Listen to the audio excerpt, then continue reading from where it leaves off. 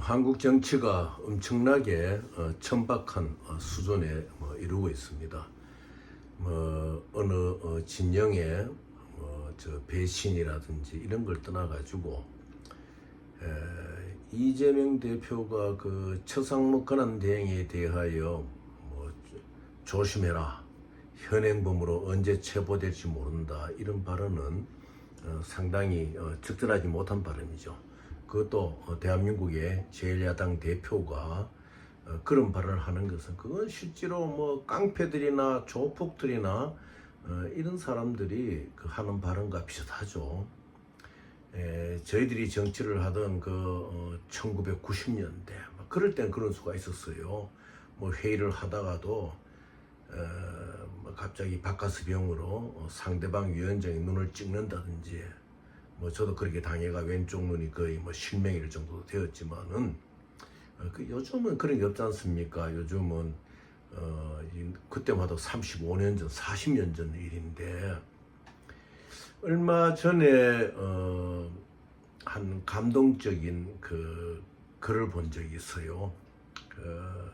이 경기동 쪽에 인천인가 국회의원을 지낸 분인데, KBS 아나운서다고 이런 분인데, 이분이 민시성이죠. 이분이 자기의 이제 각을 해고하면서 하는 말이 뭔가 하면은, 내 아버지는 슈샤인 보이였다. 이제 구두닦이였단 말이죠.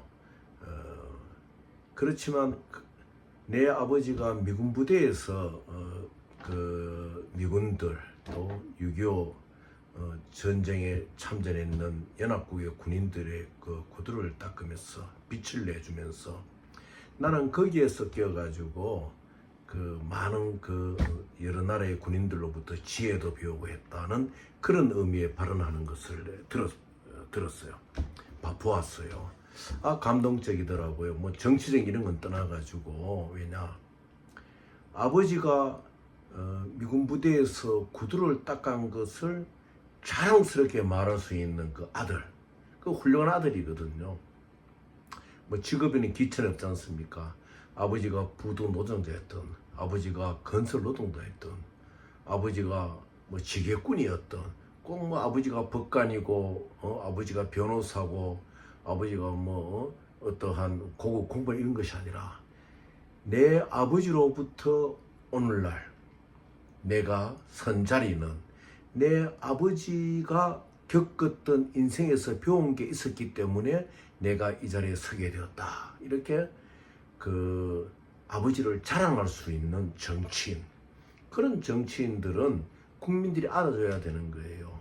실제로 정치가 썩은 것이 아니고 유권자가 썩은 것이죠.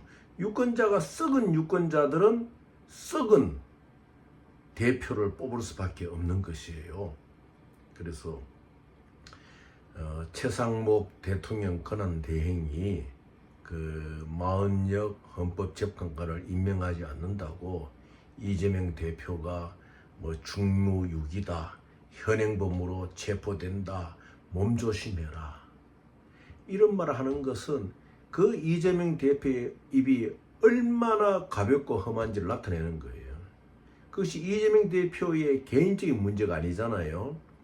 대한민국 제1야당 대표 입에서 그런 말을 한다는 것은 참으로 우리 대한민국의 유권자들, 국민들이 생각을 해봐야 돼요. 그래서 결국 옛날부터 말이 있잖아요. 아버지의 아들이다. 아들은 아버지를 닮을 수밖에 없는 거거든요. 또 어떤 아버지는 아들을 그래 잘 키웠더라도 아들이 다른 외적인 요인으로 잘못된 길로 가는 것을 알고, 어떤 과거에 경기도지사 하는 분은 지금 아들의 잘못 때문에 유망했던 정치인이 도리어 아들이 잘못된 길을 걸은 데 대해 가지고 다른 청년들이 내 아들과 같은 길을 걷지 않게 하기 위하여 봉사하잖아요. 그분은 대통령 되는 것보다도 더 훌륭한 일을 이루어낸 거예요. 그런데 이 품격이 맞지 않는 사람들, 천박한 정치의 논리에 들어간 사람들의 공통점이 무엇인가 하면은 아버지를 자랑할 줄 몰라요. 그 다음에 오직 자기 위상의 변화의 전개에만 모든 초점을 맞춰 가지고 현실을 오도해 나가거든요. 그것이 오늘날 한국 정치를 썩게 만드는 것이다. 그래서 그런 조폭 같은 말 하는 말, 건달 같은 하는 말, 양아치 같은 말을 하는 정치인이 있더라도 국민들이 판단을 해야 되는 것이에요. 그래서 참 이 정치인들 앞으로 뭐 이제 선거가 뭐 어떠한 선거가 있을지는 그거는 이제 이 정세의 변화에 따라 오겠지만은 유권자들이 표를 던져가지고 뭐 국회의원을 뽑고 대통령을 뽑고 지방의원들을 뽑을 때 중요한 것은 무엇이냐? 그 후보의 아버지의 직업이 중요한 게 아니에요. 그 후보가 자기의 아버지를 보는 관점이 무엇이냐? 그 후보가 최소한 연설단상에 올라왔을 때는 아버지를 말할 수 있어야 되는 거예요. 저는 그 민주성을 가진 그 국회의원이 뭐 저하고는 어떻게 논쟁이라든지 어떤 국가 간의 역사 간이 좀 틀리지만은 그렇지만 그 한마디 아버지를 존경하는 그 한마디에 난 가슴이 뭉클했어요. 우리나라 정치인들도 여야를 초월해 가지고 자기의 아버지가 어떤 직업에 종사했던 자기 아버지를 말할 수 있어야 돼요. 그 아버지를 말할 수 있다는 것은 뭔가 하면은 자기가 그 아버지를 보고 어떻게 자란 것을 이야기하고 말할 수 있고 나타내고 그 나타냄이 정치의 현장에서 행동으로 입으로 나오는 것이거든요. 그래서 우리 유권자들도 그 정치인의 어떤 발언을 들었을 때는 저 사람의 부친은 무엇을 했던 사람이냐? 그 민주성을 가진 그분처럼 그 국회의원처럼 아버지가 비록 미군 부대에서 슈샤인 보이를 했지만은 나는 아버지로부터 세계를 배웠다. 그 아버지를 존경하잖아요. 우리나라도 야당 정치인 중에 보면 아버지가 그 공군에서 오랫동안 근무한 분이 있거든요. 그런 사람들 같은 경우는 애국을 배우는 거야. 아버지가 파일럿으로서 영공을 지키면서 그 아들이 주는 영향이 많잖아요. 그 아버지 가진 도덕성, 그것이 그 아들의 정치 인생을 계속 인도해 나가니까 그 아들이 보면은 물론 좋은 대학 나오고 정치학을 전공을 제대로 했지만은 그래도 이 말하는 게 보면요 아주 통합적이고 화합적이고 상대방을 설득할 수 있는 능력이 대단하잖아요. 그래서 그 아버지를 말할 수 없는 정치인들은 문제가 있는 것이에요. 그래서 지금 최상목 대행한테 몸 조심해라, 뭐 조심해 다녀라 그런 의미로 말하는 야당의 대표는 그 자기가 고쳐야 됩니다. 고쳐야 되고 또 그러한 사람을 또 이 나라의 어떠한 뭐 정치적인 어떤 그 인물로서 대단히 본다 그러면은 그 유권자들의 그 정신 상태에 쓰는 거예요.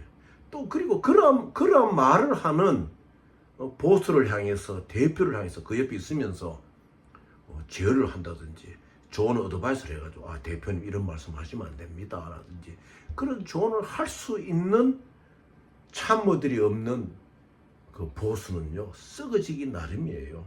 우리 이 한국 역사를 보면 다 그렇잖아요. 이승만 대통령 시절에도 보면 아부하는 사람들은 그 이승만 대통령의 그 생지 현상까지도 뭐 시원하시겠습니다 이야기를 한다든지 또 박정희 정권 어느 대학 총장은 박 대통령이 탄 비행기가 쫙 사라질 때까지 막 격려를 계속하고 있다든지 이러한 그 극심한 아부는 무엇인가 하면은 현실에 대해서 그 자기가 모시는 분을 좀 더 바른 길로 나아갈 수 있게 하고 더 크게 만들 수 있는 길을 다 차단해 버리는 것이거든요. 그래서 이재명 대표도 반성해야 됩니다. 반성을 하고 그러한 발언을 한 데 대해 가지고 옆에 참모들이 이야기 못한 그 참모도 옳은 참모들이 아닌 거예요. 나를 보면은 그 지금 이재명 대표 보면 아주 그 유능하고 똑똑했던 그 과거의 젊은 정치인도 있잖아요. 저 정치인 어떻게 저렇게 이재명 대표가 저렇게 말하는 데서 침묵을 할 수 있을까? 참 궁금해요. 참 안타깝고 그래서 정치인들은 그 발언 하나하나에 상당히 신중을 기해야 됩니다.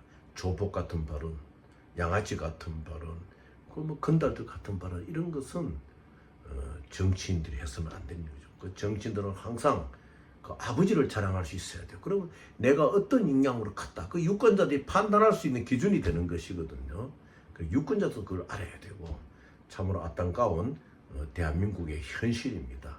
제1야당의 대표가 현재 이러한 탄핵 시국 속에서 열심히 일하고 있는 한 정부의 대통령 권한 대행을 향하여 마흔여 헌법에 빨리 임명하지 않는다고 몸 조심해라는 의미, 너 직무유기야, 너 현행범으로 체포돼, 이런 말을 한다는 것은 누워서 하늘에 침을 뱉는 것이 아니겠습니까?